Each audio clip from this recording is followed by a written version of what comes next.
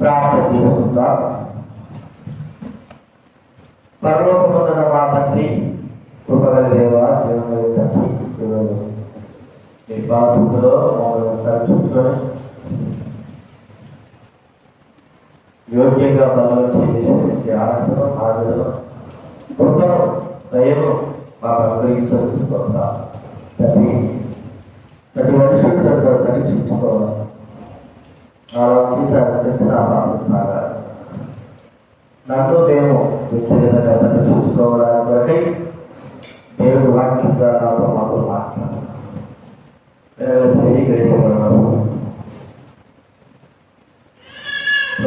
పశ్చాత్తాపంతో సరి చేసుకునేటువంటి మనసు జీవితం నాకు మీరు రైతుల స్వభావం చేసుకుంటున్నా కనికరించాలి. కృతజ్ఞతాస్తులను చెల్లిస్తాను. మహిమ ఘనత ప్రభావాలు చెల్లిస్తాను. యేసు నామమున ప్రార్థించి వేడుచున్నాం తండ్రి. దేవుడి వాక్యంలోకి కొరింథీ రాసిన మొదటి పత్రిక 11వ అధ్యాయం మొదటి పత్రిక 11వ అధ్యాయం బైబిల్ వెనక నుంచి 153 బైబిల్ వెనక నుంచి 153 28, 29 11వ అధ్యాయం 28 అందరూ కూడా కలిసి చదువుకుంటా. మొదటి కొరింథీ 11, 21వ అధ్యాయం 28, 29 153 బైబిల్. కాబట్టి ప్రతి మనుషులు తన తాను పరీక్షించుకోవడం ఆలోచించి ఆ మాటలో ప్రభువు శరీరమై వివేచింపగా తిరిగి రావాడు, తనకు శిక్షావిధిగా తిరిగి రావాల్చున్నారు. ఇంకా ఎవరైనా పైకుంటే లోపల చేయండి, దేవుడు వాక్యం వినాలి. అలాగే మీకా రాసిన కొత్త నిబంధనలో బైబిల్ మధ్యలో చూడాలి.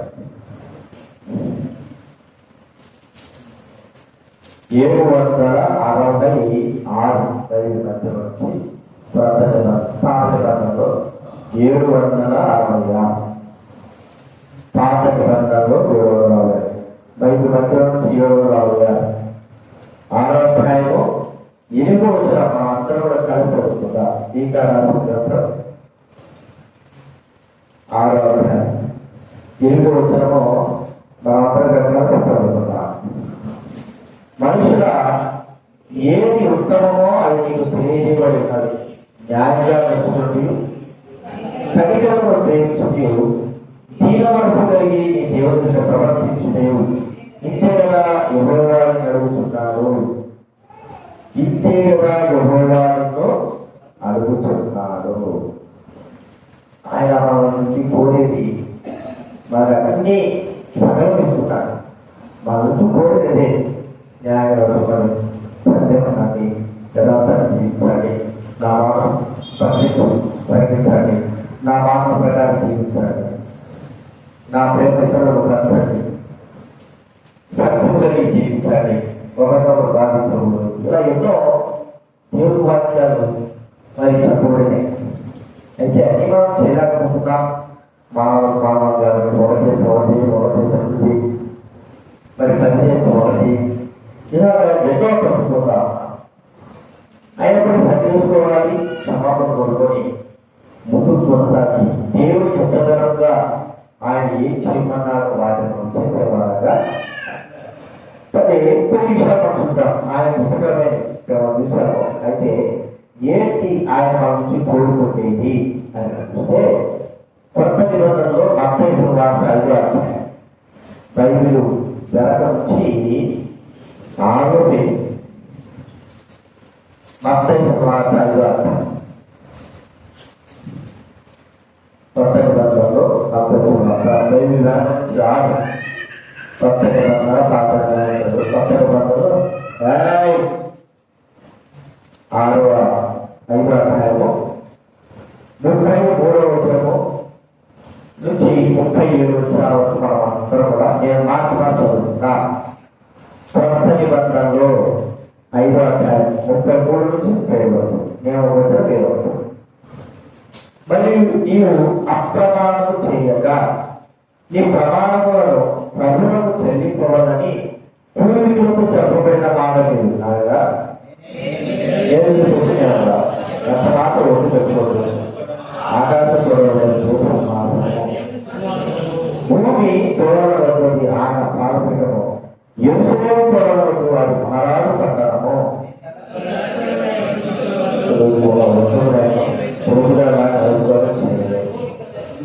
నీ మాట అవును కాబట్టి కాదు ఎవరు వీటికి మించున్నది దుష్టుల నుండి పుట్టున్నది. ప్రభు యేసుక్రీస్తు చెప్పిన మాట ఏంటంటే ధర్మశాస్త్రంలో ఉన్నటువంటి మాట చెప్తున్నారు. మీరు అప్రమాణము చేయక ప్రభువు మనసు కోరుకునేది ప్రమాణం అనగా మనం ఏం చెప్తామో అది చేయాలి. దేవుడు కూడా ఆయన ఏవైతే చెబుతాడో అది చేశాడు కదా. దేవుడు ఏమైతే చెబుతున్నాడో ఏమైనా ప్రమాణం చేసుకుంటాడో ఏం చేస్తాడో చెప్తాడో అది చేస్తాడు. కాబట్టి అది బాధమే కానీ ఆశీర్వాదం కానీ దేవుడే కానీ శాపమే కానీ ఆయన ఏదైతే చేస్తాడో చెప్తాడో అదే చేస్తాడు. అంటే ఆయన ఒకసారి ప్రమాణం చేశాడంటే ఆకాశాలు గతించిపోయినా భూమి గతించిపోయినా ఆ ప్రమాణం మాత్రం తొలగిపోదు. అబ్రాహాము చేసిన ప్రమాణం, యాకోబు చేసిన ప్రమాణం, ఇస్రాయేలు చేసిన ప్రమాణము నెరవేర్చబడుతూనే ఉంది. ఆ ప్రమాణాలను బట్టి ఇది అన్ని దినమైన మనము రక్షింపబడ్డాము, దేవుడు బిడ్డగా చేయబడ్డాము, ఆయన యొక్క సన్నిధిలోకి మనము వచ్చున్నామని దేవుడు వాక్యం అని ఇక్కడ చెప్పబడ్డాము. కాబట్టి ప్రమాణము అనేది మనం గుర్తించుకోవాలి. మరి దేవుడు మనం కూడా ప్రమాణం చేసుకుంటాం. ఎక్కడ ప్రమాణం చేస్తాము? రాజకీయ నాయకుల ప్రమాణం రక్షణ, ముఖ్యమంత్రి ఎక్కడగానే ముఖ్యమంత్రి దేవుడు ప్రమాణం చేస్తాడు. అంతకుముందే ఓట్లు రాకముందే ఓట్లు రాకముందే ఎన్నికలు రాకముందే ఎన్నో ప్రమాణం చేస్తాడు. ఎవరైనా నేను మీ యొక్క అప్పులను పెట్టేస్తాను, అంత సస్యశ్యామలంగా ఈ యొక్క మరి తెలంగాణ కానీ ఆంధ్ర కానీ బాగా చేస్తారు, ప్రజలకి ఉచితమైనటువంటి పంపిణీ చేస్తారు, లేకపోతే గుడ్డలకి మంచి స్థాయి ఇస్తాను, ఉద్యోగాలు ఇస్తాను, అన్ని ప్రమాణాలు ఉన్నాయి. ఏమి నోటుకు వస్తే ఏం ప్రమాణం చేయమంటే అన్ని చేసేస్తారు. కానీ ఒకటైనా నెరవేర్చబడేటువంటి ఉందా? ఒక్కటైనా నెరవేర్చగలుగుతారా? సంపూర్ణంగా నెరవేర్చగలుగుతా? ఇప్పుడు అందరికీ బ్యాంకులలో 10,000 అంటారు. మాకు కూడా బడి పథకం పైన 10,000 వేస్తారు. ఒకసారి వచ్చి 2 సార్లు వచ్చిందంటే ఇక బడి పథకం మీద 5 సంవత్సరాలు చేయలేదు. ఇక మమ్మల్ని అడలే కాదు ఎంతోమంది అంటే ఒక ప్రమాణం చేసి దాన్ని నిలబెట్టుకోలేకపోవడము మానవ యొక్క నైజం. ఒక మాట ఇచ్చి అయితే మనం ఒక మాట అంటాం, నేను చెప్పింది అయితే నేను మరి నా మీద నమ్మకం లేదా, నేను చేయలేదనుకుంటున్నావా, సరే డబ్బు కావాలి ఇస్తామనుకో, వాళ్ళు ఏం చేస్తారు, మేము ఇచ్చేస్తామన్నా నమ్మకం లేదా అంట, ప్రమాణం చేస్తారు, రేపు చేస్తామంటారు. కొంతమంది దేవుడి సన్నిధిలో ఏదైనా సమర్పించుకుంటామన్నా ప్రమాణం చేస్తారు. తర్వాత లేదు. ఇంకొకరు ఒకవేళ లోపంలో ఉన్న వాళ్ళు చెప్తారంటే వాళ్ళు కూడా ప్రమాణం చేస్తారు. సర్పంచులు కానీ మీకు మందిరానికి మేము ఏదైనా వేలు చేస్తా ఉంటారు. తర్వాత వాళ్ళు తెలిసిన తర్వాత ఇక వేలు లేదంటే ఒక ప్రమాణం చేస్తే దాని మీద నిలబడరు. పనులు ఏమంటున్నాడు? అయ్యా మీరు చిన్న ప్రమాణం చేయండి, పెద్ద ప్రమాణం చేయండి, ఏం చేసినా మీరు చెప్పింది చేసేటట్టుగా చూడండి. చాలా మన సంఖ్యాకాలం ఉపయోగపడే బైబిల్ ముందు నుంచి 132 సంఖ్యాకాలం 30వ అధ్యాయం 2వ వచనం చదువుతారు. సంఖ్యాకాలం బైబిల్ ముందు నుంచి 138 మోసే ఇశ్రాయేలు గోత్రాధిపతులు గ్రంథం. ఇదిగో యెహోవా ఆజ్ఞాపించిన సంగతి వాడు యెహోవాకు మొక్కు పొందినేలా లేక తాను భద్రుడకు ప్రమాణం చేసిన అతడు తన మాట తప్పక తన నోట నుండి వచ్చినంతయు నెరవేర్చబడను. తన మాట తప్పక తన నోట నుండి వచ్చినంత కూడా ఏం చెప్పన్నాడు? నెరవేర్చాలి. ఈ ప్రమాణము మనం వెయ్యాలంటే నిలబెట్టుకోవాలా? వల్ల అనేకమైన సార్లు మనము చెప్పిన మాట ప్రకారంగా మనము జీవించలేకపోతాం. మనం ఇచ్చినటువంటి మాట ప్రకారం దాంతో ఎందుకు మనమే జనవరి 3 నెలల కింద ఆ 3 నెలల కింద జనవరిలో మనం ఎన్నో ప్రమాణాలు చూసుకుంటాం. ఒకటా మనం మనసులో ఒక్కొక్కరు ఒక్కొక్క ప్రమాణం చూసుకుంటాం. ఒక్కొక్కరు ఒక్కొక్క మరి కట్ట మేము ఇట్లుంటారు, అట్లుంటారు, ఇలా చేస్తారు, ఇలా నడుస్తారు ప్రభావ, ఇలా జీవిస్తారు ప్రభావ అని మనము మన హృదయంలో పక్కవారికి చెప్పు కానీ మన హృదయంలో ఆ ప్రమాణాలు చేసుకుంటాం.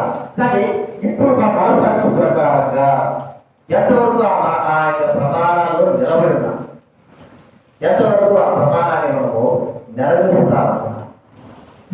చూడండి, మానవులుగా మనము మాట వేయడము చాలా తేలికే. కానీ లోకంలో ఉన్న వారికి మాట ఇచ్చి తప్పిపోతాము. మరి దేవుడు కూడా మాట ఇచ్చి మనం ఏం చేస్తున్నాము? చాలాసార్లు తప్పిపోతాము. అప్రమాణాలు పిల్లల వల్ల మనం ప్రమాణం చేస్తే మన నష్టం కలుగుతుంది. ఆ ప్రమాణం చేసినందుకు మనకి ఏం కలుగుతుంది? నష్టం. కానీ నష్టం కలిగినా కూడా మనం చేసినటువంటి ప్రమాణానికి మనం ఏం కావాలంటే కట్టుబడి చూడండి. కీర్తన గ్రంథం 15వ అధ్యాయం కీర్తనలు బైబిల్ మధ్యలో నుంచి 15వ అధ్యాయము 4వ వచనం 3-4 458 బైబిల్ మధ్యలో నుంచి 458 కీర్తన గ్రంథం 15వ అధ్యాయము 3వ వచనం 4వ వచనం. అట్టివాడు 2వ వచనం యథార్థమైన ప్రవర్తన కలిగి నీతిని అనుసరించు హృదయపూర్వకంగా నిజం పలుకువాడే. అట్టివాడు నాలుగుతో పడ్డవరాడు, తన చెలికాని కీడు చేయడు, తన పొరుగువారి మీద నింద మోపడు, అతని దృష్టికి నీచుడు అసహ్యుడు, అతడు యెహోవా యందు భయభక్తులు గల వారిని సన్మానించు, అతడు ప్రమాణము చేయగా నష్టము కలిగినను మాట తప్పడు. అర్థమైందండి? ప్రమాణం చేయగా నష్టం కలిగినా కూడా మాట. మన జీవితంలో ఎన్నోసార్లు మనకు నష్టం చెబుతారు కదా, మేము నష్టపోతాం కదా, నీకు మాట ఇస్తే మేము నష్టపోతాం, నీ వల్ల మేము నష్టపోవాలా? ప్రమాణం చేస్తే ప్రిమిన వారు నష్టం కలుగుతుందని తెలిసినా కూడా ఆ ప్రమాణాన్ని నిలబడే వారంగా ఉంటారు. గ్రంథంలో ఎంతో మంది ప్రమాణాలు చేశారు. కొంతమంది చేసిన ప్రమాణాల ప్రకారం నిలవలేకపోయినారు. వారు మరి ప్రజలు బట్టు లేకపోతే సొంత సంతోషాన్ని బట్టు వారిని బట్టి వీరిని బట్టి ఆ ప్రమాణ ప్రకారంగా జీవించలేకపోవడమే కాదు, వారి కుటుంబాలకు నష్టం తెచ్చుకున్నారు. చేసిన ప్రమాణము నిలబెట్టుకోలేకపోవడం ద్వారా వారి కుటుంబానికి ఏమైపోయింది? నష్టం. బైబిల్లో మనం చూస్తే సౌలు గురించి మనం ఆలోచిస్తే సౌలు తాత కాలం నుంచి గిబియోనీయులు యెహోషువ గ్రంథంలో చూస్తే 10వ అధ్యాయంలో గిబియోనీయులు తెగవారు, కానాను ప్రజల వారు. వారు వచ్చి మారువేషం వేసుకుని వచ్చేసి ఏం చేశారంటే యశోద దగ్గర ప్రమాణం చేయించుకున్నారు. మేము దూరం చూసినా మాకు ప్రమాణం చేయండి, ఒక సంభవాన్ని ప్రమాణం చేయండి అని చెప్పారు. వీళ్ళు తెలియకోకుండా యెహోషువ ప్రజలైన వారు తెలియకోకుండా ఇశ్రాయేలు సరే మీరు చాలా దూరం చూసినా అంటున్నారు కదా, మీ వాళ్ళని చూస్తున్నాడు దూరం చూస్తున్నారు, మేము మిమ్మల్ని చంపము అని యెహోవా నామమున ప్రమాణం చేశారు. ఆ ప్రమాణం చేసిన తర్వాత వాళ్ళు తెచ్చిపోయింది, 3 రోజులు తెచ్చిపోయింది. వీళ్ళందరూ మా మధ్య ఉన్నారు, మనం మోసం చేశారు, మన దగ్గరే ఉంది, వీళ్ళు ఏం చేశారు, మనం మోసం చేశారు.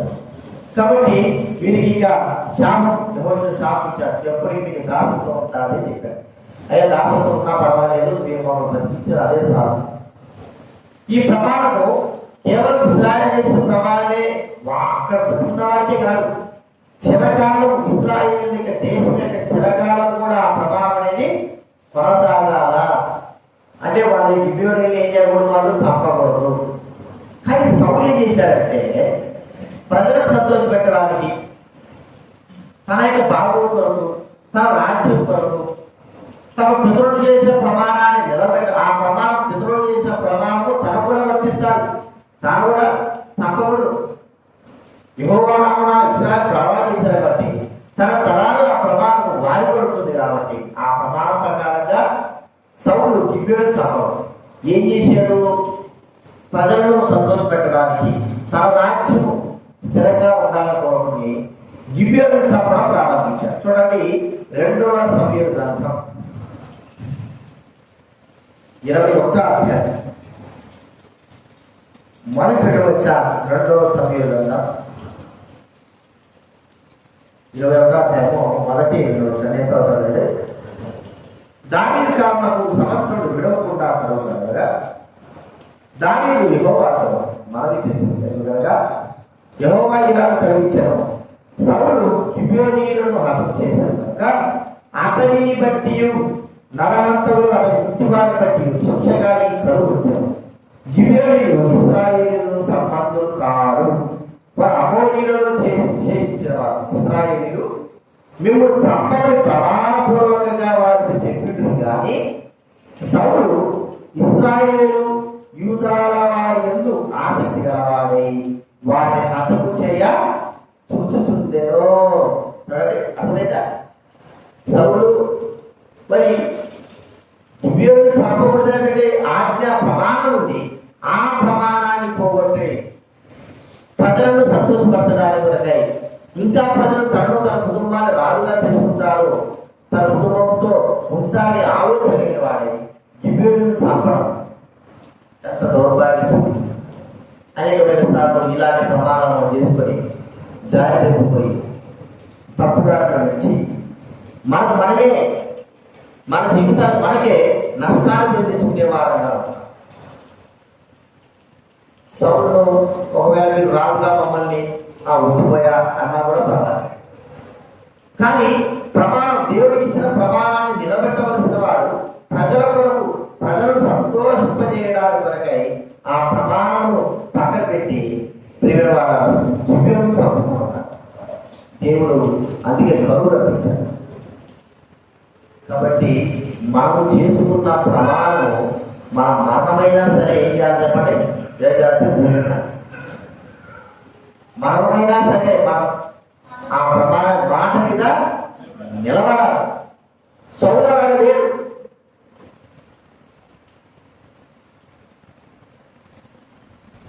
ఈ మనం చూస్తే రేఖాబు సంతానం, రేఖాబుల సంతానం. రేఖాబు ఏం చెప్పాడు? రేఖాబు తన యొక్క పితరుడు వారి సంతానాన్ని మీరందరూ ఒక ప్రమాణం చేయాలి. ఏమంటే ఈ భూలోకంలో మీ సంతానం ఇల్లు కట్టుకోకూడదు, ఇంకేమిటి భూమి సంపాదించుకోకూడదు, మీరు గుడారంలో నచ్చినే ఉండాలి అని వారి చేత, వారి కుటుంబముల చేత ప్రమాణం చేయించారు రేఖాబు సంతానం. ఒక మనిషి మాట ఎంతగా చూడండి. ఈర్మియా గ్రంథం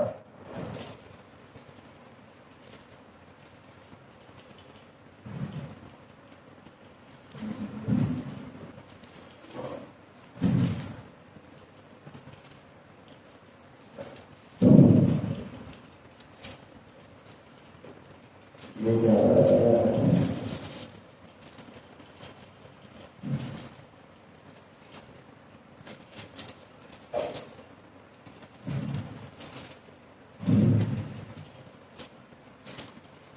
35వ అధ్యాయం, ఇర్మియా గ్రంథం 35వ అధ్యాయం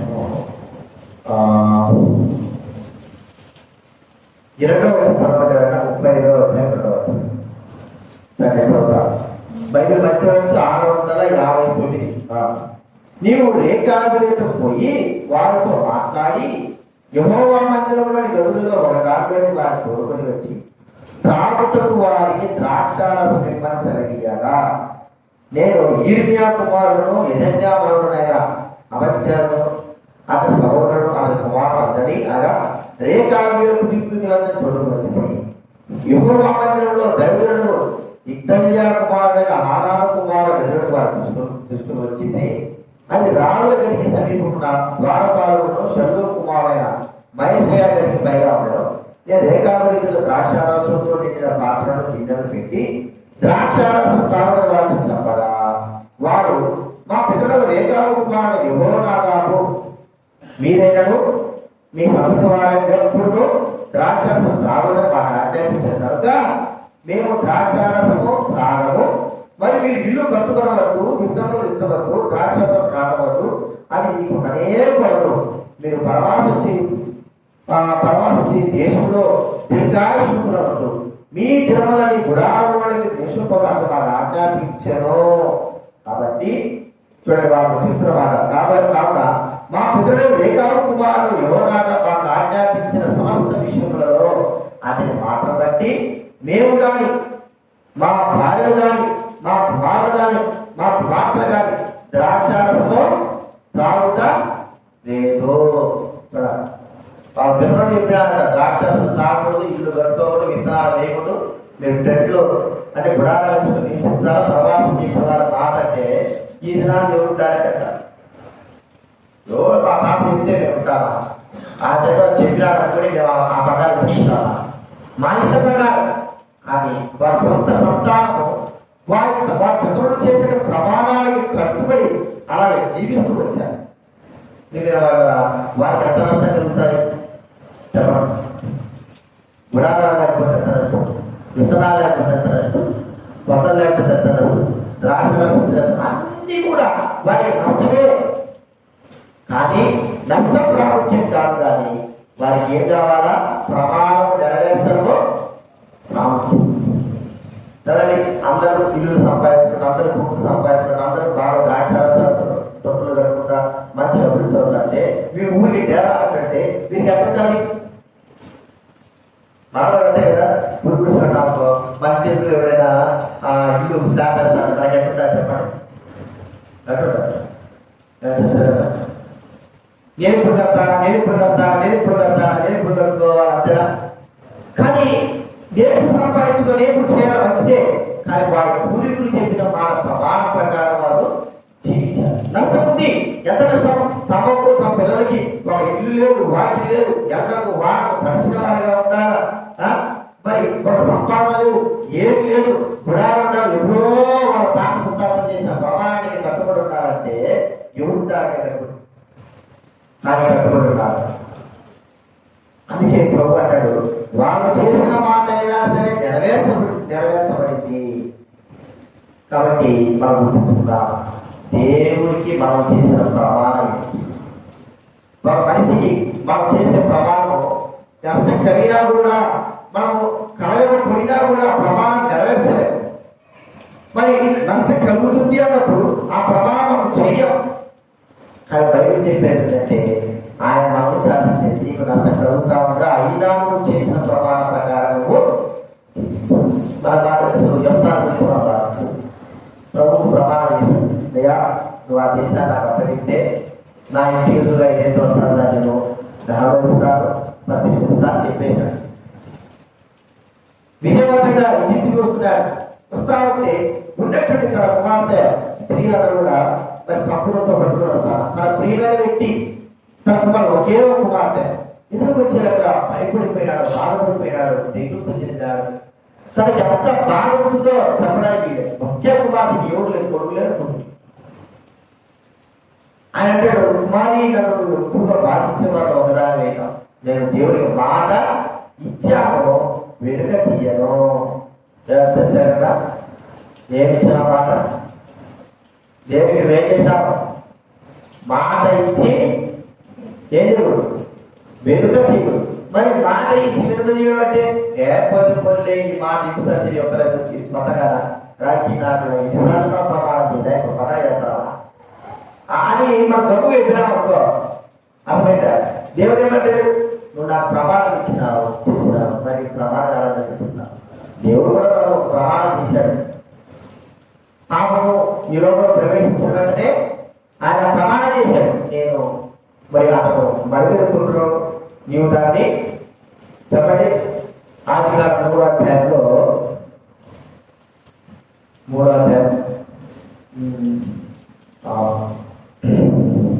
15వ మరియు నీకును స్త్రీకి ఈ సంతానం ఆ సంతానం వేరే కలగజేశాను, అది నీ తల మీద కొట్టు, దాని మడిమ మీద కొట్టుదు. ఒక ప్రమాణం చేశాడు మన కొరకు, మన పాపముల కొరకు, అపరాధముల కొరకు తీసివేయడానికి కొరకే, మన జీవితాలతో ప్రమాణం చేసిన ప్రభు ప్రమాణం నిలబెట్టుకున్నాడా లేదా? ప్రభు చెప్పండి. తన కుమారు మీద యేసుక్రీస్తు పంపి ప్రమాణం నిలబెట్టుకోవాలంటే తన కుమారుడు చావాలి, తన కుమారుని అవమానపరుస్తారు, తన కుమారు దుఃఖపరుస్తారు. వీరనేంద్ర ప్రమాణం చేసింది, నా కొడుకు ఇక్కడ కొడతాడు చేస్తాడు తెలిస్తే మనం ఆ ప్రమాణం నిలబెట్టుకుంటామా? చెప్పండి. మనం చేసిన ప్రమాణంలో మనకు నష్టం ఉంది అని మనకు తెలిస్తే మనం ఆ ప్రమాణాన్ని నిలబెట్టుకుంటామా? నిలబెట్టుకో. ప్రపంచ దేవుడు తండ్రి దేవుడు తాను చేసిన ప్రమాణంలో తనకు ఎంతో బాధ వేదన కలిగి ఉందని తెలిసి కూడా తన కుమారుడిని యేసుక్రీస్తు ఈ లోకంలో పంపడానికి ప్రమాణం చేశాడు. కాబట్టి ఆయన లోకంలో తన కుమారుడిని నిలబెట్టినాడు. మనం కూడా నష్టం కలిగిన ప్రమాణం చేయాలి. కొన్నిసార్లు మనకు అంతగా అవుతామంటే కుటుంబాన్ని బట్టి ప్రమాణం మర్చిపోతాం, దేవుడి సన్నిధి మర్చిపోతాం, దేవుడు సన్నిధి మనం నిల్చుండే కుటుంబాలు. ఈ వారము ఎవరు చెప్పినా ఇలా అంతా మందిరం సాపలేమని రావాల్సిన నేను చెప్పినా వచ్చినా వేసేస్తాం. ప్రమాణం ఏం చేశాడు? చేసిన ప్రమాణాన్ని రాత్రి పెట్టేశాడు. అర్థమైందా? ప్రమాణం అది నష్టం ఉంటుంది, కష్టం ఉన్నా సరే ఏదైనా సరే మనం ఆ ప్రమాణానికి కట్టుబడి తీర్చాలి. ప్రభు మన నుంచి కోరుకుంటాడు, లేకపోతే నువ్వు చెయ్యొద్దు, నువ్వు చేయడం ద్వారా ఏమి ఒరిగేది లేదు, పెట్టేది. నేను ఈ పని చేస్తాను, ఈ కార్యం చేస్తాను, ఇలాగే సమర్పించుకుంటాను, ఇలాగే చేయాలని నాకు ఉంది, నేను దాన్ని నిలబెట్టాను, కష్టమో నష్టమో నాకు ఏదైనా సరే దాన్ని నేను చివరి వరకు చేస్తాను అనే ప్రమాణాన్ని మనం నిలబెట్టుకొని అప్పుడే దేవుడు సంతోషిస్తాడు.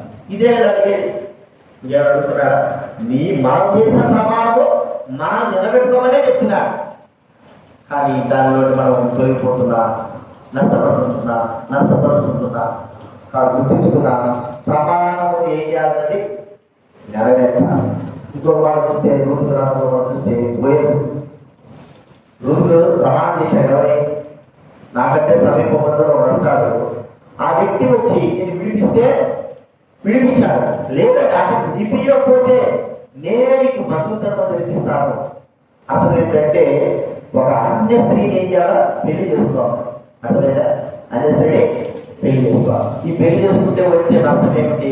ప్రజలందరూ అంటారు, చూడి ప్రజలు లేక ఇస్రాయేల్ సంస్థలు నాకు క్రీస్తుల కుమారులో ఉండాలి, నాకు తెచ్చి నాకు పెళ్లి చేయాలంటే వాళ్ళ అమ్మ నాయన అంటారు, ఎవరి మన జనాల్లో లేక నాకు పిల్లలు ఆడుగు తీసుకొస్తున్నారు. ఇంకేమంటారు? చూడి దేని దిక్కు ముగ్గు దేని నాకు తీసుకొస్తున్నాడు, నాకు భర్త శత్రువైన వ్యక్తిని తీసుకొచ్చి పెళ్లి చేస్తున్నాడు, ఎన్నో. కానీ బోయకు ఒక ప్రమాణం ఇచ్చాడు, ఆ వ్యక్తి నీకు కానీ బంధుధర్మం జరగకపోతే నిన్ను పెళ్లి చేసుకోకపోతే నేను చేసుకుంటాను. ఆ మాట చాలా చక్కటి మాట. రూతు గ్రంథంలో ఏ మాట ఉంది? రూతు గ్రంథం 3వ అధ్యాయం 18వ సంవత్సరం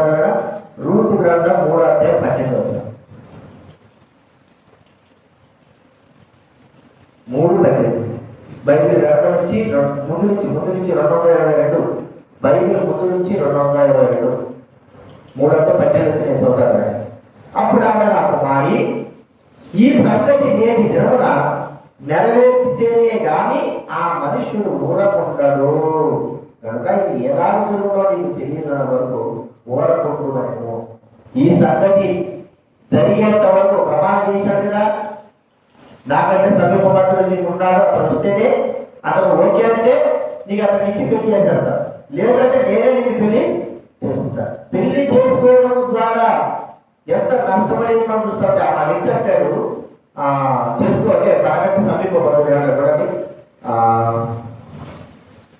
4వ అధ్యాయం రూతు గ్రంథం 4వ అధ్యాయము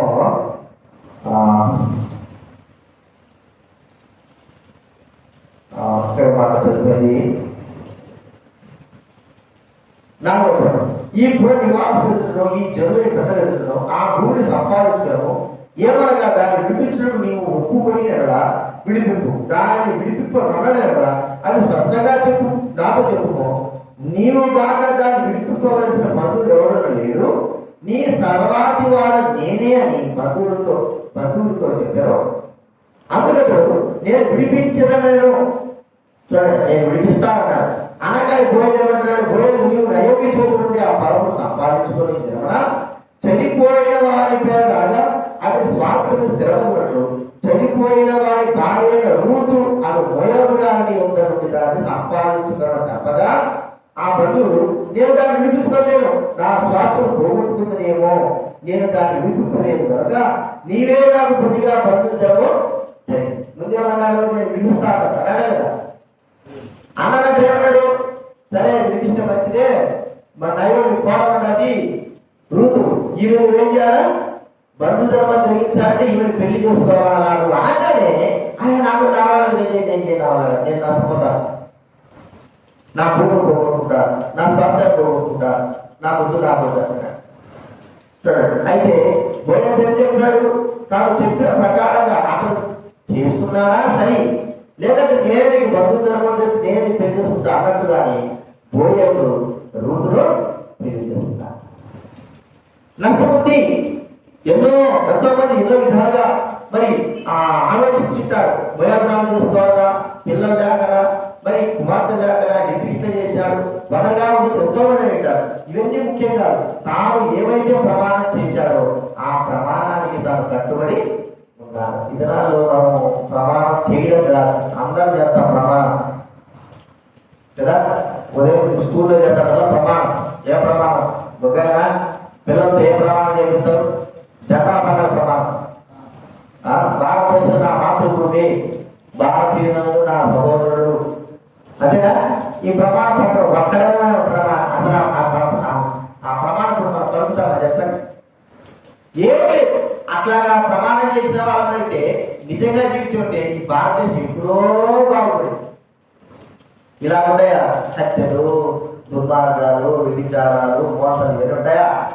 ప్రమాణం చేయడమే కాదు, కానీ ప్రమాణ ప్రకారంగా జీవించడం చాలా ప్రాముఖ్యం. చెప్పడం కాదు, నేను ఈ పని ప్రభు కొరకు చేస్తాను, ఇలాగ జీవిస్తాను, ఇలాగ ఉంటాను అని చెప్పడం కాదు, ఆ చెప్పిన దాని ప్రకారంగా జీవించడమే ప్రాముఖ్యమైనది. ఎట్లా ఎప్పుడు నష్టం కలిగినా కూడా దాని ప్రకారం అనేది అది మనం గుర్తించుకోవాల్సి. మొట్టమొదటిగా ఏం చూస్తున్నాము, దేవుడు మన నుంచి కోరుకునేది ప్రమాణము నెరవేర్చుకోవాలా. రెండవదిగా అన్యుల ఆచారాలు. చూడండి, ప్రభు మన నుంచి కోరుకునే దానియలు గ్రంథం 10వ అధ్యాయం, బైబిల్ క్షమించాలి, ఈర్మియా గ్రంథం బైబిల్ మధ్యలో వచ్చి 636 ఈర్మియా గ్రంథం 10వ అధ్యాయం, ఈర్మియా గ్రంథం 10వ అధ్యాయం 2వ వచనం అందరం చదువుకుందాం. 2వ వచనం 3వ వచనం. ఈర్మియా గ్రంథం బైబిల్ మధ్యలో 636 10వ అధ్యాయం 3. ఇశ్రాయేలు వంశస్థులారా, యెహోవా మిమ్మును గూర్చి సెలవిచ్చిన మాట వినండి. యెహోవా సెలవిచ్చింది ఏమనగా, అన్య జనముల ఆచారములను అభ్యసింపబడి ఆకాశమందు అగబడు జనములు భయపడదు, అయితే మీరు వాటికి భయపడబడి జనముల ఆచారములు వ్యర్థములు, అడవిలో చుట్టూ నడకబడటం నడకబడు, అది పనివారు గొడ్డలతో చేసిన పని. అన్యజనుల ఆచారాలు వ్యర్థాలు. దేవుడు ఏమంటున్నాడు? మీరు ఆ దేశంలోకి కానాను ప్రాంతానికి వెళ్ళిన తర్వాత, మీరు అక్కడ ప్రవేశించిన తర్వాత వారి యొక్క ఆచారాలు పద్ధతులు మీరు ఏం చేయకూడదు, నెరవేర్చకూడదు. వాళ్ళ ఆచారాలు పద్ధతులు ఎలా ఉన్నాయి? ఎంతో దుర్మార్గంగా, కఠినముగా. ఆ దినాల్లో ఎట్లుండేది? మన ఆచారాల పద్ధతులు మనకు బాగా ఊరికి మనకి ఇప్పుడు తెలియదనే ఉంటాం. కానీ ఆ దినాల్లో మరి చిన్న పిల్లలకి పెళ్లి చేసేవారు కదా, అదొక ఆచారం. ఇంకా ఏం చేసేవారు? భర్త చనిపోతే భార్య కూడా తీసుకుపోయి తగలబెట్టేవారు. అదొక ఆచారం. ఇంకొక ఆచారం ఏంటి? ఆడపిల్ల పెళ్ళైన తర్వాత ఇంట్లోకి రావద్దు, చదువుకూడదు, ఆ లోపలి ఉంటారు. అదొక ఆచారం. ఇంకా ఆచారం ఏంటి? తక్కువ కులస్తులైన వారు, వారి యొక్క పెద్ద పెద్ద కులస్తులు ఉండేవారు దారిలో పోకూడదు. అక్కడ పోతే చాలా భయంకరమైన శిక్ష. ఇప్పుడు కూడా ఉన్నాయి, జరుగుతూ ఉన్నాయి. ఇక్కడ మాకు అనిపించండి, ఆయా ప్రాంతాలు ఏం చేస్తున్నాయి, టీవీలో జరుగుతూ ఉన్నాయి. ఎన్ని దౌర్భాగ్యం ఆచారం. ఇవి ఒక రకమైన ఆచారాలు అయితే, అన్యజనుల ఆచారాలు ఉండేటివి చాలా భయంకరమైన ఆచారాలు. వాటిని మరి వాడు యొక్క ఆచారాలు చెప్పలేని విధంగా. వాళ్ళ ఆచారం ఏంటి? దేవతలు కూడా తమ బిడల్ని భరించేటువంటి ఆచారాలు. దేవతలను తమ బిడలు భరిస్తారు. మీ కన్న బిడల్ని భరించే ఆచారాలు ఉన్నాయి. మరి ఇది మన యొక్క దేశంలో కూడా మరి మంత్రాలు బాగా చేసింది, వారు భరించి వీరు భరించడం, ఎన్ని ఆచారాలు పద్ధతులు. ఇవన్నీ కూడా ఏంటి కారణం? ఇవన్నీ మనము మరి ఆచారాల పద్ధతుల ద్వారా మనం నశించడమే కానీ మనం వెలుగులోకి రాలేకపోతున్నాం. అందుకే ధనుడు భక్తి గారు ఆచార పద్ధతులకి దూరంగా ఉండే వాక్య ప్రకారం రావడం. కొన్ని రోజులు బాగా నడిచినారు. సైతాన్ని ఏం చేసింది? మళ్ళా మన ఆచారం, పూర్వపాచారాలని మళ్ళా మాకు తీసుకొస్తాం. మరి ఆ దినాల్లో పెళ్ళి అయినప్పుడు మనకు బాగా తెలుసు, విశ్వాసం పెళ్ళి అయినా కూడా తాలిబొట్టు కట్టేది. ఒకలేని కాదు విశ్వాసం. ఇప్పుడు తాలిబొట్టు కట్టకపోతే మన ఒక ఎంగేజ్మెంట్ ఇక్కడే ఉన్నాడు, తాళి కట్టడం ఆచారం లేదు, పద్ధతులు లేదు. ఈ చట్టాన్ని ఎంతమంది చూసినావయ్యా, నువ్వు బాగా చెప్తావు, సరే నీకు ఇష్టం పెళ్లి చేసుకోలేదు మీరే. ఇక వాళ్ళు వచ్చారు, అసలు ఎంగేజ్మెంట్ అవుతుంది, డైరెక్ట్ పెళ్లి చేసుకుంటాం అంటే లేదు లేదు, ఖచ్చితంగా ఎంగేజ్మెంట్ కావాల్సిందే, దానికి 30,000 ఖర్చు అయినా పర్వాలేదు. సరే ఏం చేశారు? ఇద్దరు ఉంగరాలు తెచ్చుకున్నారు, మార్చుకున్నారు, ఇద్దరు పోరాటం చేసుకున్నారు, మార్చుకున్నారు. వాళ్ళు తపాలలో పడతారు చూసారు. ఏదో తాంబూలకి ఏమో 5 తీసుకొచ్చారు, ఇద్దరు మార్చుకున్నారు, అందరూ ఇచ్చినారు, అన్నీ చేశారు. పాట పడే ఉన్నాడు, పాట మాట్లాడలేదు. ఎక్కడ కూర్చోలేదు, ఆ పాట ఎక్కువ చెప్పాలని ఇది తీసుకురాండి అక్కడ మార్చుకోండి. ఎందుకు రాయన మనం వద్దో ఈ ఆచారాలు వద్దో అని మనం ఎక్కకపోతా అంటే మళ్ళా అదే ఆచారం. మీ కుటుంబాల పెళ్లి జరుగుతాయి, రామదాసం తప్పించుకున్నాడు, అది అయిపోయింది. దొరకాయన చెప్పు, నీకు పెళ్లి జరిగినప్పుడు మీరు ఆచారాలు ఆచరిస్తారా? అందరిలాగా నేను కూడా ఆచరిస్తాను అంతేనా? అందరు చేసేట్టునే. మరి రక్షణ పడింది ఎందుకో, రక్షణ పడింది ఎందుకు చెప్పండి. ఒకరెవరో ఆచరిస్తున్నారు. ఇవి ఒకవేళ సాధారణమైన ఆచారాలు ఉండొచ్చు. ఇక మనకు తెలిసిన ఆచారం, ఎక్కడ లేని ఆచారాలు, ఎలా పుడితే ఒక ఆచారం, ఇంకా వేరే వేరే ఆచారాలు, ఇక ఇది ఇంకోటి సాగుడు ఆచారంలో ఉన్నారు. అది అంటారు. ఇప్పుడు గుడ్ ఫ్రైడే వచ్చిన తర్వాత ఏం చేస్తారు చెప్పండి? గుడ్ ఫ్రైడేకి ఏం చేస్తారు? సమాధి తోటగా పోయి సమాధులు బాగా సున్నం కొట్టేసి ఉంటారు. ఒకళ్ళు ఇక్కడ లేదేమో, ఇక్కడ ఉన్నారా మీకు? ఎవరో వద్దా? ఇక్కడ లేదు, అక్కడ జిల్లాలో ఎక్కువ ఉంటారు. సిఎస్సి వారు ఏం చేస్తారు? గుడ్ ఫ్రైడే ఎక్కువ రోజు పోయి వచ్చి చచ్చిపోయిన సమాధి పోయి సున్నం కొట్టేసి వస్తారు, క్యాండిల్ ఇచ్చేసి వస్తారు. అది ఆచారం పద్ధతి. అరే వద్దుదైనా క్రీస్తు నమ్ముకున్నాం మనం ఆచారం అంటే ఇలాంటివి ఎన్నో మనం చేస్తా ఉంటాం. ఒకటి కాదు అక్కడ ఆచారాలు పద్ధతులు మనం వద్దనుకునే.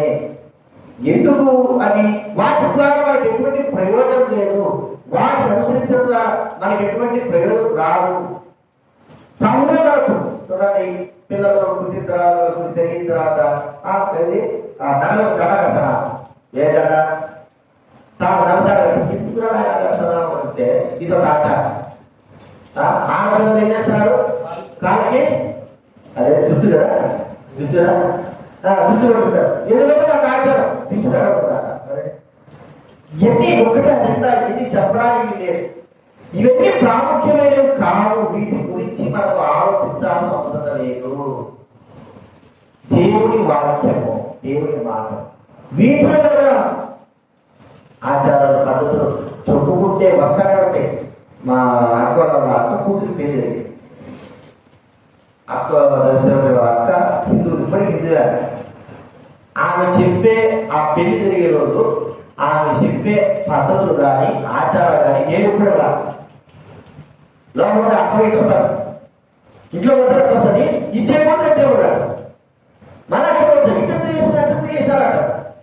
సొంతం ఆలోచన, సొంత అదే ఎట్ట చేసినప్పుడు పెళ్లి చేసి పిల్లలు రాకుండా ఇచ్చడం ఇచ్చేయకూడదు. ఇక అయిపోయేంత వరకు, పెళ్లి అయిపోయేంత వరకు వాళ్ళ ఆచారాలకి హద్దులు లేవు, హద్దులు అట్లా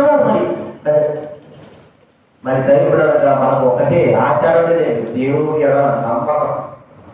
అర్థమైనా, దేవుడి ఎలా నమ్మకం, విశ్వాసం, ఇవన్నీ వేసి లోకరీతిగా ఆచారాలు పద్ధతులు మనము నెరవేర్చడం ద్వారా మనకి ఏం లాభం కాదు. దేవుడు అంటున్నాడు, నేను ఈ లోక ఆచారాలు పద్ధతుల నుంచి వినిపించడానికి వచ్చాను, మీరు నా యొక్క విశ్వాసం చాలంటే ఇక ఎవరు కూడా ఏమీ చేయలేదు. ఆ విశ్వాసం మనం కలిగిస్తారు. బయట నుంచి ఎవరైనా ఇంట్లో వచ్చి కొత్తగా పెరిగిపోతే ఇంటికి పోయి హారం పెడతారు. ఇంట్లోకి కొత్త ఇల్లు ప్రవేశం కాక మునిపే పాట రాకుండా ఇంట్లో పోయి పాలు ముగించుకొని ఏం చేస్తున్నారు. తర్వాత పాట వచ్చి ఏమన్నాడు, దొంగలాగా వచ్చి అయినా ఏం చేయలేదన్నా అన్నాడు. వాడు చేసిందంతా చేసేసినాం, ఇక మనం ఇంటి వచ్చి పాట చేసేది ఉంది చెప్పండి. ఇలాంటి ఎన్నో ఆచారాలు ఆయన రాకుండా చేసేసాడు. పాత్ర 5 ఎందుకు ఉంటే ఆయన రాకుండా చేసేసి కాము ఇల్లు చూసిపెట్టుకోండి వచ్చి పాట చేస్తాడు.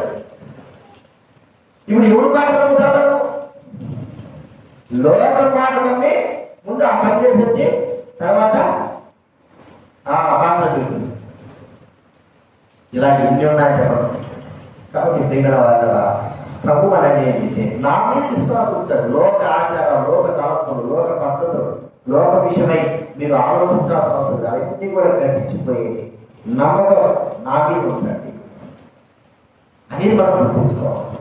ఈ ఆచారాలు మనం ఏం కావాలి చెప్పండి, దూరంగా ఉండాలి. చెప్తారు, ఇలా చెప్తారు. ఇప్పుడు ఇంట్లో చనిపోయారనుకో, ఇంకైతే పెద్ద దినం అయిపోయేసరికి ఒక వరికి రాకూడదు, కొడుకోడి రాకూడదు. అర్థమైందా? పాత్ర కూడా రాదు. కనీసం మందిరం కొత్తగా మందిరం అయిపోతారు అన్నట్టుగా ఏం చెప్తారంటే మందిరం కూడా రాదు. ఆ పెద్ద దినం అయిపోవాలా చెప్పండి. వాటన్నిటి అయిపోయిన తర్వాతనే అప్పుడు ఇంట్లో బయట అన్నం పెట్టి అప్పుడు ఏం ఎందుకు రావడానికి ప్రార్థన అంటే రాకూడదన్నా, చేయకూడదన్నా. ఎన్ని ఆచారాలు పద్ధతులండి.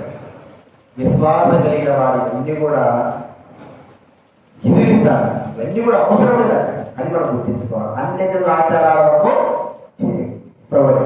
మూడవదిగా చూడండి, ఉపకారము. రూతు గ్రంథం 2వ అధ్యాయం. రూతు గ్రంథము చదువుతున్న న్యాయముల తర్వాత నుండి బైబిల్ ముందు భాగం నుంచి 220 రూతు గ్రంథం 2వ అధ్యాయము 20వ వచనం అందరం చదువుతుందా?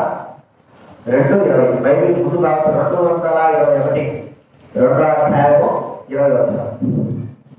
నయోమి బ్రతికి ఉన్న వారికి చచ్చిన వారికి ఉపకారం చేయుట మానని ఇతడు యెహోవా చేత ఆశీర్వదింపబడుగాక. బతికున్న వారికి చచ్చిన వారికి ఏం చేస్తున్నాడు అంటే, చచ్చిన వారికి మనం ఏం చేస్తాం? ఉపకారం. బతుకున్న వారు చేసుకోవాలి. అది చచ్చిన వారి యొక్క కుటుంబాలు కూడా ఉపకారం చేసి అనుభవం కలిగిన వాడు ఉపకారము ఎప్పుడు చేస్తాం? ఉపకారం నేను చేస్తాను కదా, ఎప్పుడు మనం ఉపకారం చేస్తాం? నీకు ఎవరైనా ఉపకారం చేస్తేనే చేస్తాం. నీ ఎంత నువ్వు చేస్తావా? నీకు అపకారం చేస్తే ఉపకారం చేస్తావా? అపకారం చేస్తే అపకారమే చేస్తా. ఉపకారం చేసేది బుద్ధి మనకు ఉండదు. మా మనుషులు మాట్లాడతాం. కానీ పోయేది ఏమంటే చచ్చిన వాళ్ళకి బతికిన వాళ్ళకి కూడా ఉపకారం చేయండి. మంచి బుద్ధి కలిగిన వాడు ఉపకారం చేయడానికి ధనం అవసరం లేదు, అన్నం అవసరం లేదు, నలుగురు అవసరం లేదు, లోపల గొప్ప ఆ స్థాయి అవసరం లేదు. అదే ఉపకారం వ్యక్తికి మంచి చేయడం అది ఎవరైనా చేయవచ్చు. కానీ మన హృదయంలో ఆలోచన మనకు ఎవరైతే మంచి చేస్తారో వాళ్ళకే మంచి చేస్తారు. మనకి ఎవరైతే కీడు చేశారో వారికి గుర్తు పెట్టుకొని అదే పనిగా వారి విషయంలో ఏదో ఒక కీడు చేస్తారు. ఎక్కువగా ఉద్యోగస్తులు జరుగుతారు. ఉద్యోగస్తులు పనిచేసేవారు పెద్ద పెద్ద ఉద్యోగస్తులు చేస్తారు. ఏదైనా కొద్దిగా చిన్న ఉద్యోగస్తులు తప్పు చేశారో గుర్తు పెట్టుకుంటారు. వాడు నాకు అప్లై చేసి ఇట్లా చేశాడు, ఏం చేయాలి చెప్పాలి.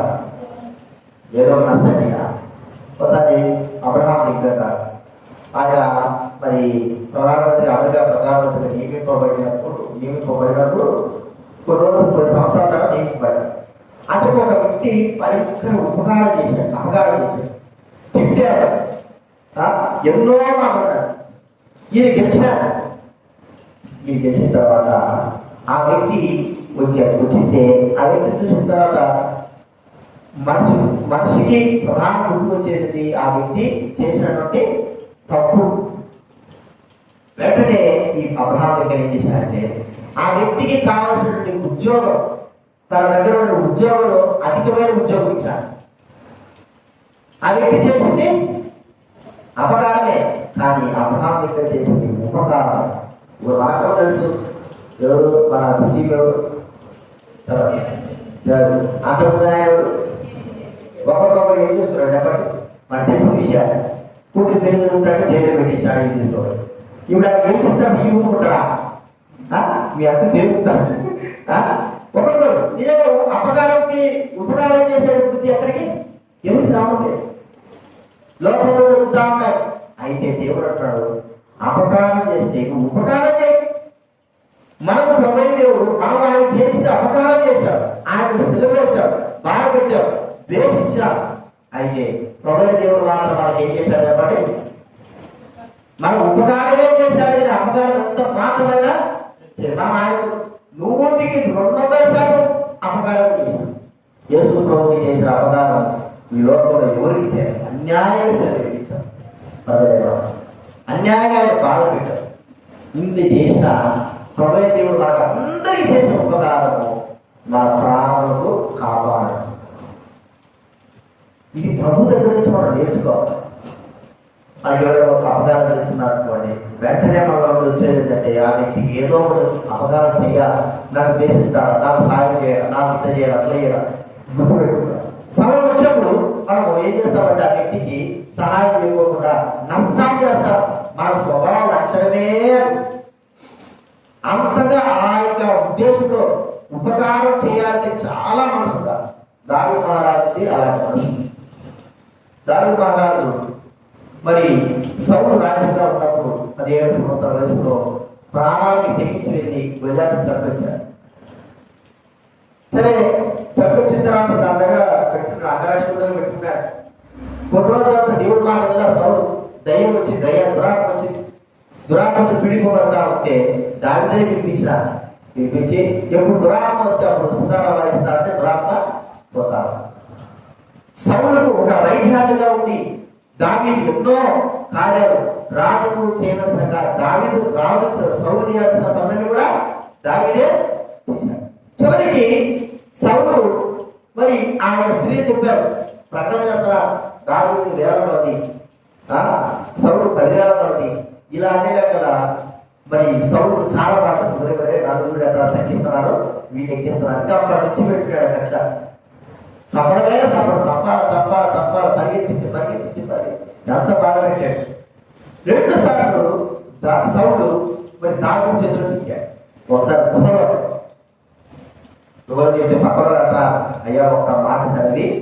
వాడిని చంపేస్తున్నాడు. ఒకే ఒక పోటు కొడితే ఒక్క శాపం వెళ్ళదు, చచ్చిపోతాడు. అక్కడ దెబ్బతో నీ ఎంత అయిపోతుంది. నువ్వు ఇక్కడ కొండలు తిరగాల్సిన అవసరం, కోణం తిరగాల్సిన అవసరం, ప్రజలంతా నీ పక్షాలు ఉంటారు. ఒక పోటు కూడా చెప్తాడు. దేవుడు అభిషేకించిన వాడు కాదు. ఇంకోసారి సమయం వచ్చింది, అందరినీ నమ్ముతున్నాడు. దగ్గరకు వచ్చి హీటర్ నేను బుద్ధి తీసుకువెళ్ళాడు. అప్పుడు కూడా చంపాలన్నాడు. అప్పుడు కూడా వద్దాడు. అప్పుడు అంటాడు సౌలు, నేను చేసిన అపకారానికి నువ్వు నాకేం చేసావు? ఉపకారం. అంటే ప్రాణభిక్ష. మొదటి సమయం చదువుకుంటా 24వ అధ్యాయం 18వ వచనం. మొదటి సమయంలో దావీదుతో ఇట్లా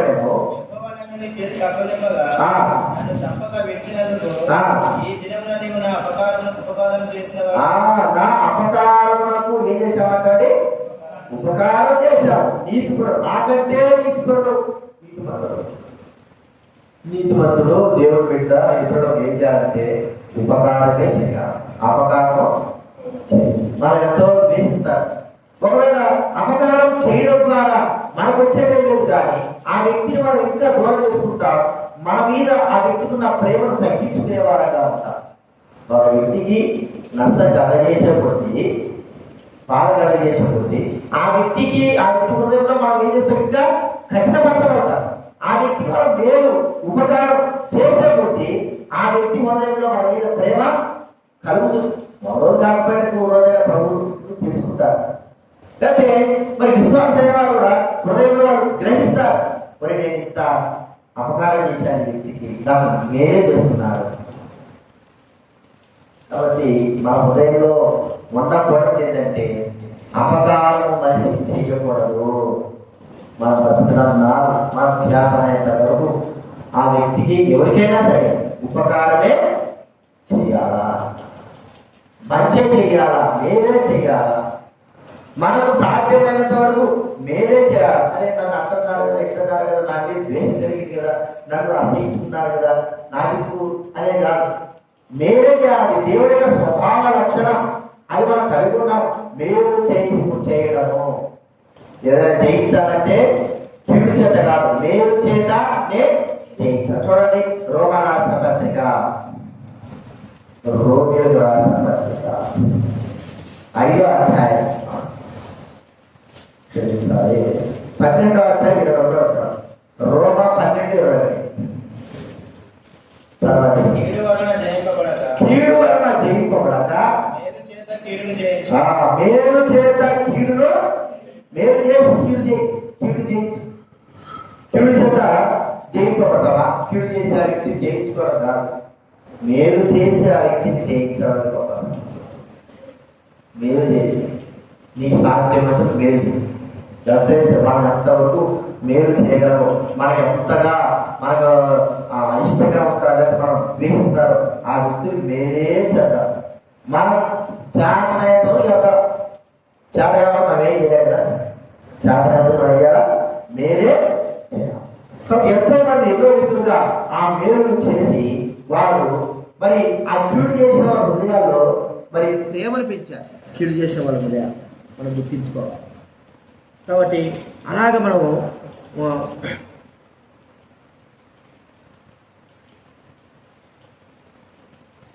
కీడు చేసిన హృదయాలు మనం గుర్తించుకుందాం. ప్రభు మనతో మాట్లాడుతూ ఉంటున్నాడు. ఎలాగా మనము మేలు చేసేవారుగా ఉన్నాం. బైబిల్ అన్నారు ఎంతో మంది ఎన్నో రీతిలో మేలు చేశారు. వారి మేలు మనం మర్చిపోలేదు. మరి అబ్రహాం మేలు చేశాడు, అబీమెలెకు మేలు చేశాడు. తన దాసులైన వారు ఎంతో నష్టపరిచినా అబ్రహాముకు మరి ఎంతో నష్టం చేయాలనుకున్నా కూడా ఏ నష్టం చేయకోకుండా అబీమెలెకు విషయంలో సహాయపడ్డాడు. ఇలాగ మనం ఎంతో మంది చూడగలం. కాబట్టి మూడోదిగా ఏం చూస్తున్నాము? ఉపకారము చేయడం అనేది మనకి ఎంతో అవసరమైన ఉపకారం. నాలుగవదిగా బరువు బాధ్యత. చూడండి, అపోస్తల కార్యం 6వ అధ్యాయం. అపోస్తల కార్యము 6వ అధ్యాయము మొదటి 3 వచనాలు 4 వచనాలు చదవండి ఎవరైనా.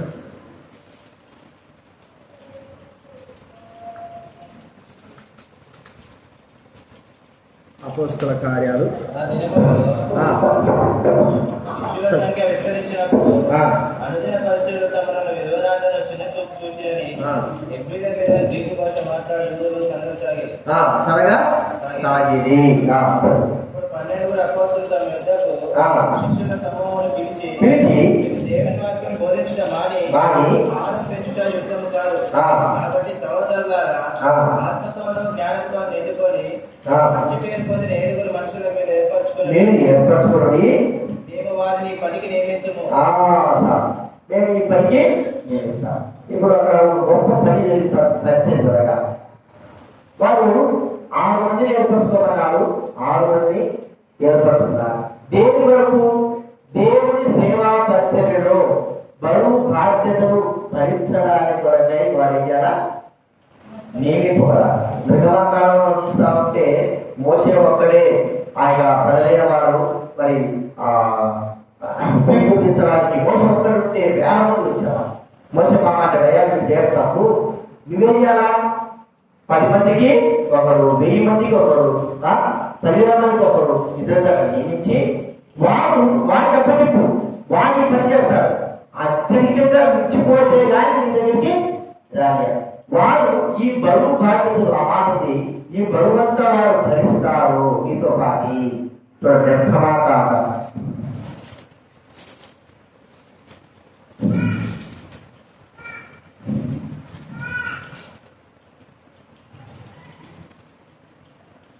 నిర్గమకాండ 18వ అధ్యాయం 17వ వచనం.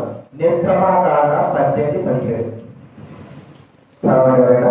మోషే అతనితో నీవు చేయించిన పని మంచిది కాదు, నీవును నీతో ఉన్న ఈ ప్రజలను నలిగిపోదు, ఈ పని నీకు మిక్కిలి భారము, అది నువ్వు ఒక్కడే చేయజాలి. ఈ పని భారం మిక్కిలి నువ్వు ఒక్కడే చేయాలి. ఇప్పుడు ఏం చేయాలా? నువ్వు పోయి నియమించు 10,000 మందికి ఒకరికి, 1000 మందికి ఒకరికి నియమించుకుంటే నీ భారంలో వారు కూడా కొంత భరిస్తారు. అలాగే బరువు బాధ్యత.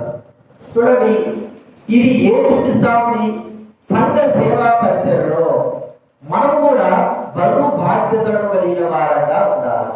నేను వదనా అంటే కుదరదు. కట్టెలను పెట్టాలా, తల పెట్టుకోవాలా, శరీరం యొక్క అవయవాలు ఏమేమి పనిచేస్తాయి చెప్పండి. ఏ దాని బరువుని భరిస్తుంది. శరీరం నిలబడడానికి కాళ్ళు భరిస్తాయి, ఆ కట్టెలను పెట్టి తల మీద పెట్టడానికి చేతులు భరిస్తాయి,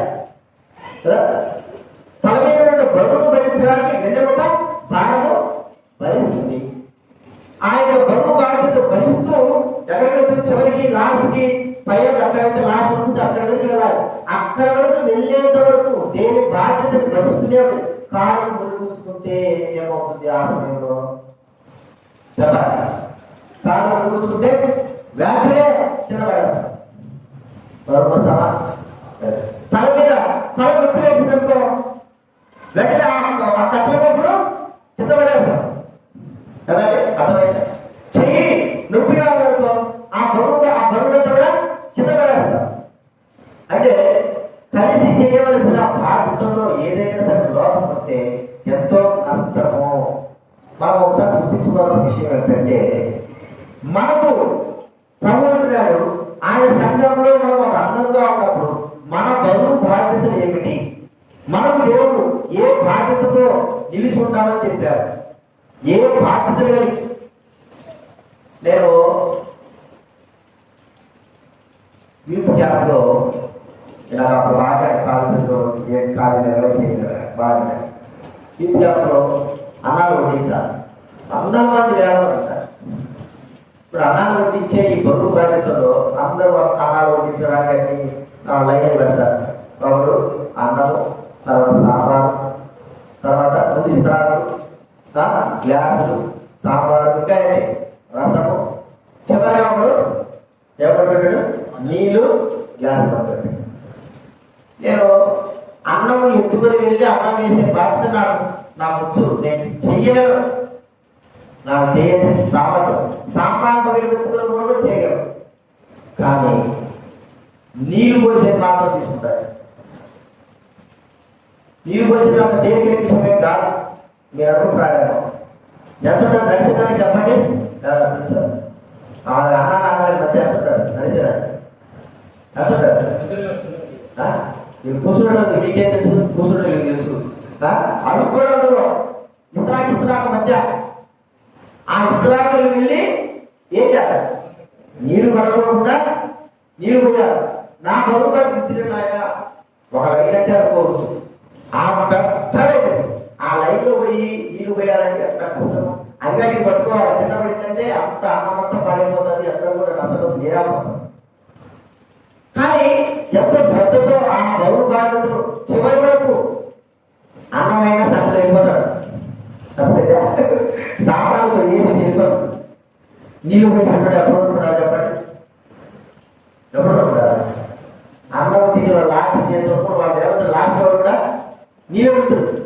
అప్పటి వరకు కూడా మనం ఏం చేయాలి? నీళ్ళు ఆ బాధ్యతను మనము నిర్వర్తిస్తూనే ఉండాలా. ఏమన్నా దాని ముందు చెప్పిన చెప్పు.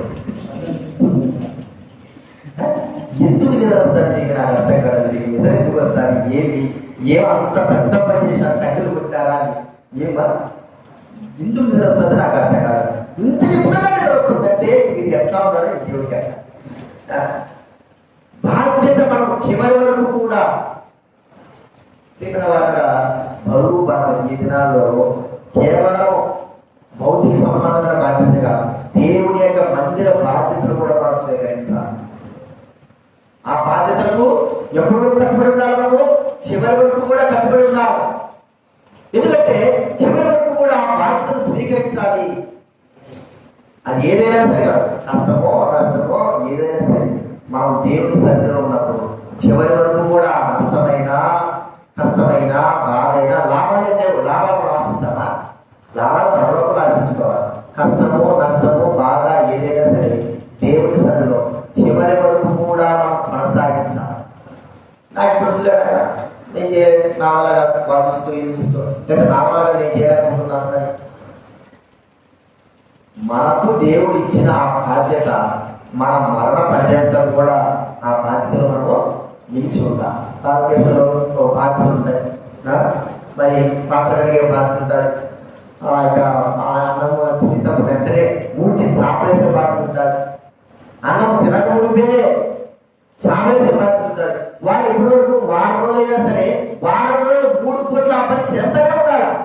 ఈరోజు ఒకరోజు చేశారే నా వల్ల కాదులే, ఒకరోజు చేశారే నా వల్ల కాదులే, ఇక అన్నీ అది బాధ్యత అనిపించదు, సోమవారం అనిపిస్తుంది. అర్థమయ్యా? కాబట్టి ఒక బాధ్యత మనం తీసుకుంటే, ఒక బాధ్యతలో మనం ఉంటే, ఆ బాధ్యత వరకు చివరకు మనం పెళ్ళయింది, ఒక బాధ్యత వచ్చింది. కుటుంబము, పిల్లలు, వీరేం చేయాలి చెప్పండి? పెంచి పెద్ద చేసి వాళ్ళు పెళ్లిళ్ళు చేసి వారి పిల్లలు కూడా పెళ్లిళ్ళు చేస్తుంటారు. అప్పటి వరకు కూడా మా బాధ్యత ఏం కావాలా? నీ పెళ్లి చేస్తే నా బాధ్యత లేదు అంటామా? పంపించేస్తామా? అంటామా? చెప్పండి. చివరి వరకు ఇంకా ఏంటంటే మన ఒంట్లో శక్తి ఉన్నంత వరకు కూడా ఆ బాధ్యతను నెరవేరుస్తూనే ఉంటాం. అది మనం గుర్తించుకోవాల్సిన విషయం. సంఘం కూడా అదే. సంఘం మనం ఒక ఇంట్లో కూడా మన బరువు బాధ్యత దేవుని సేవా పరిచయం.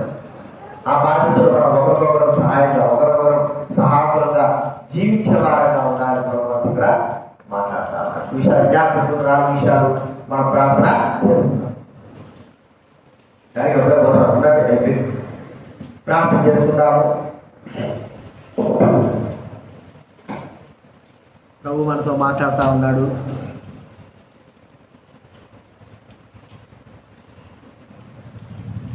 అలా నేర్చుకోదు